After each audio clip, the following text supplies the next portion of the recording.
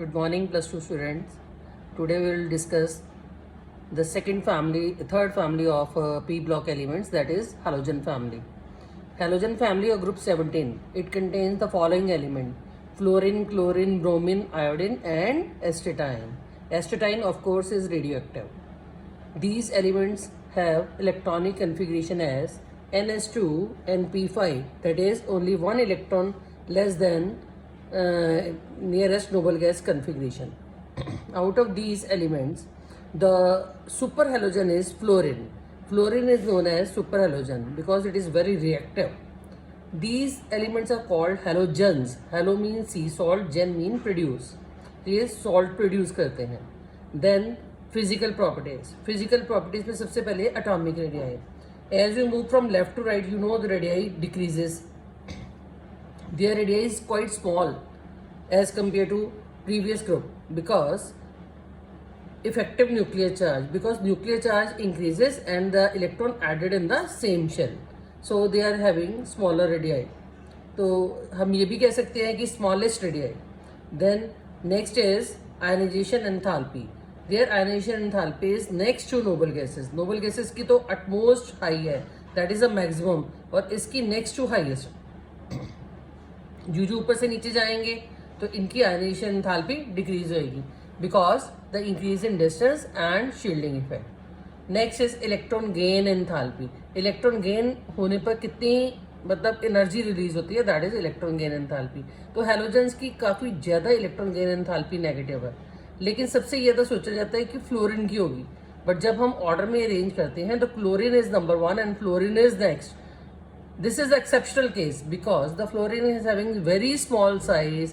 So small size होने के कारण उसमें इंटर-इलेक्ट्रॉनिक रिपल्शंस होती हैं, तो इसलिए इसकी रेडियाई इसकी जो इलेक्ट्रॉन गेन एंथैल्पी है वो क्लोरीन से कम negative. Next is electronegativity. They are quite electronegative. These halogens all are electronegative, लेकिन इसमें से सबसे ज़्यादा इलेक्ट्रोनेगेटिव जो है वो फ्लोरीन है. फ्लोरीन की इलेक्ट्रोनेगेटिविटी 4.0 है, इसीलिए उसको सुपर हैलोजन कहा जाता है.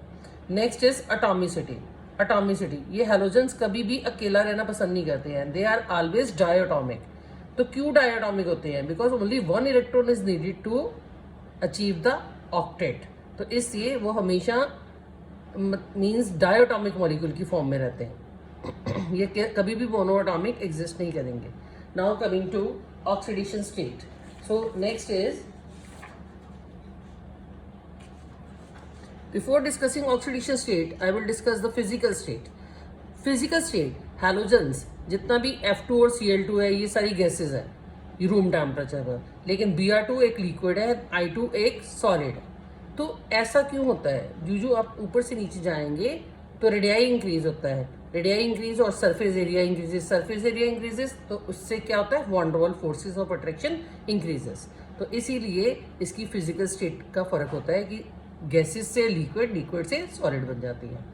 Next is non metallic character. तो आपको पता ही है कि अब एक इलेक्ट्रॉन लेस है, तो इसलिए कभी भी इसकी टेंडेंसी नहीं है टू लूज अ इलेक्ट्रॉन, तो इसलिए दे आर नॉन मेटेलिक और टिपिकल नॉन मेटल्स. लेकिन जो ऊपर से नीचे जाएंगे, जैसे कि आयोडीन में मेटेलिक लस्टर है तो उसमें चमक होती है. Next is enthalpy of dissociation. Enthalpy of dissociation क्या है? एंथैल्पी ऑफ डिसोसिएशन का ऑर्डर बिल्कुल भी एक्सेप्शनल है, जैसे Cl2, Br2, देन F2, फिर I2. तो ऐसा क्यों होता है?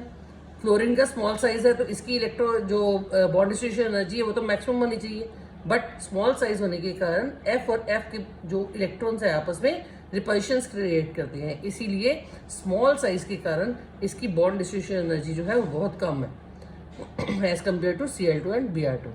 Next is colour. सारे हेलोजेंस कलर्ड है. तो कलर क्यों है? बिकॉज उनके पास एक अनपेयर्ड इलेक्ट्रॉन है, वो इलेक्ट्रॉन एनर्जी एब्जॉर्ब करेगा, हायर स्टेट पर आएगा. हायर स्टेट जो है वो हाई एनर्जी की स्टेट है, तो that is quite unstable. When it falls back तो it emits the radiation of the complementary wavelength. जैसे सपोज करो हमारे पास ऊपर से नीचे जाते हैं, ये क्वेश्चन भी पूछा जा सकता है बोर्ड में कि जो आप ऊपर से नीचे जाते हैं कलर डीप क्यों होता रहता है. जैसे F2, Cl2, इनका कलर ग्रीनिश, पेल ग्रीनिश और येलो है. जो उसके बाद हमारे पास ब्रोमीन आए तो वो मीन्स ऑरेंज ब्राउन कलर, और आयोडीन जो है वो मतलब वॉयलेट कलर की है। तो ऐसा क्यों होता है? बिकॉज ऊपर से नीचे जाते जाते क्या है, डिस्टेंस इंक्रीज होता है, तो एनर्जी कम चाहिए। Energy is reciprocal of wavelength, तो इसलिए कम energy means more wavelength is absorbed. जितनी वेवलेंथ अब्जॉर्ब होगी तो इसका मतलब उसका कॉम्प्लीमेंट्री रिफ्लेक्ट होएगा। इसका मतलब ज़्यादा वेवलेंथ अब्जॉर्ब हुई तो मिनिमम वाला वेवलेंथ जो है वो रिफ्लेक्ट होता है। सॉल्युबिलिटी, तो फ्लोरीन क्लोरीन सॉल्युबल है, वाटर में रिएक्ट करते हैं, ठीक है, और बाकी सारे ऑर्गेनिक सॉल्वेंट है।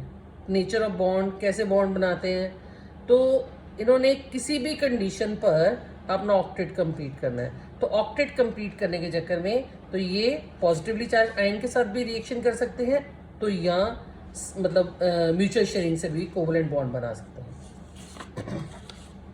Now coming to oxidation state, तो ऑक्सीडेशन स्टेट के बारे में देखो कि हेलोजेंस जो है उनका 1 इलेक्ट्रॉन लेस है, तो इसलिए मोस्टली 99% तो -1 की ऑक्सीडेशन स्टेट शो करते हैं। जैसे fluorine, fluorine always exist in -1 oxidation state.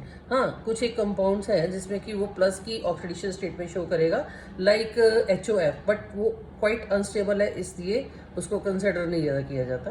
तो बाकी सारे जितने भी एलिमेंट्स हैं वो +1, +3, +5, +7 तक की ऑक्सीडेशन स्टेट शो करते हैं। Just I have shown you, जैसे क्लोरीन है 287, तो इसका +1, +3, +5, +7 तक ऑक्सीडेशन स्टेट जो है वो शो करता है।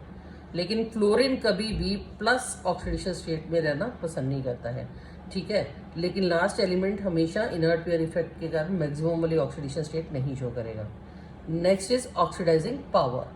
ऑक्सीडाइजिंग पावर, अगर ऑक्सीडाइजिंग पावर को अपने माइंड में रखना है तो आप इनके रिडक्शन पोटेंशियल्स देख सकते हैं। तो रिडक्शन पोटेंशियल जिसका सबसे ज़्यादा होगा उसकी सबसे मीन्स ज़्यादा वो ऑक्सीडाइजिंग पावर रखेगा। More the reduction potential more will the oxidising power. Next coming to कि वो हैलोजन जो हाइड्रोजन के साथ कैसे रिएक्शन करते हैं, हाइड्रोजन के साथ रिएक्शन करके वो कॉरस्पॉन्डिंग हैलाइड्स बनाते हैं। तो इसके ऊपर फिर दोबारा क्वेश्चन आ सकते हैं कि वो फिजिकल स्टेट कैसे है। जैसे बहुत बार बोर्ड में क्वेश्चन पूछा जाता है, why HF is a liquid whereas HCl is a gas. तो due to intermolecular H bonding जो है वो लिक्विड है, बाकी सारे गैसेस है। Now coming to the next, hydride जो है इसके बेस पर क्वेश्चन बॉइलिंग पॉइंट। तो already discussed in the previous family कि बॉइलिंग पॉइंट किसके ऊपर डिपेंड करता है, दो चीज़ों के ऊपर डिपेंड करता है। One is intermolecular H bonding, another is van der Waals forces.